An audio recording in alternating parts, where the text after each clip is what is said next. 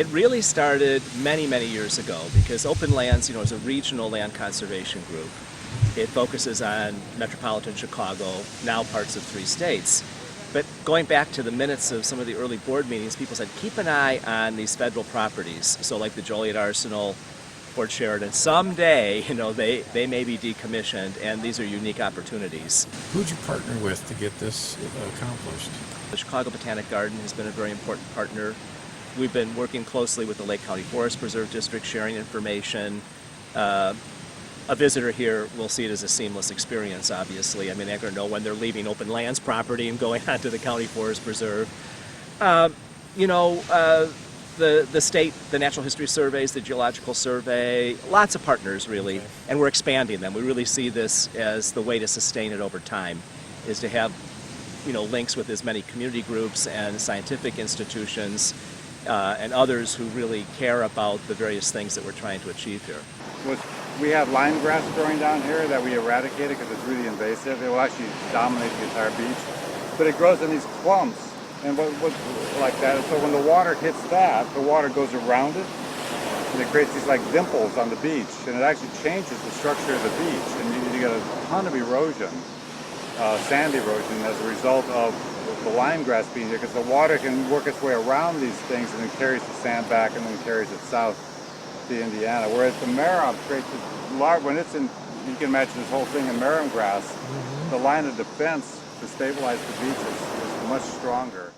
One of the revelations for me was the transformation of thinking of rain as stormwater to rain as a resource that needs to be used as a precious part of our life. And I think the tendency in urban environments and the tendency throughout my career has been to think about the water that falls from the sky as stormwater, and it needs to be dealt with somehow.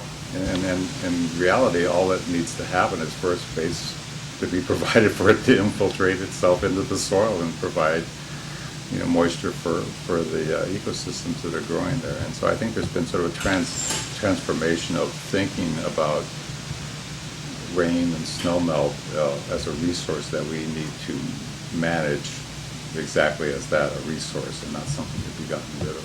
And what we realized actually with ownership of natural lands is that the ownership and the stewardship sort of go hand in hand. Land banking is an interesting Parks and Rec tool where you acquire properties, and then at some future date when a neighborhood builds up or whatever, you're in place to build a park, or even to use the park as a catalyst for redevelopment. But the natural lands, you can't just let them go. You've got to do the stewardship as effectively and as professionally and as quickly as you can get in there and do it. And so we protect land because Openlands believes, and I believe, that it improves the quality of life for people. And that's sort of perhaps a backwards way of thinking about it. I think that the intuitive answer is you protect land for the plants and animals that live there, but we actually, I think, protect land because we believe that it improves people's quality of life. And if you improve people's quality of life, then in turn you will protect the plants and animals that live on these properties.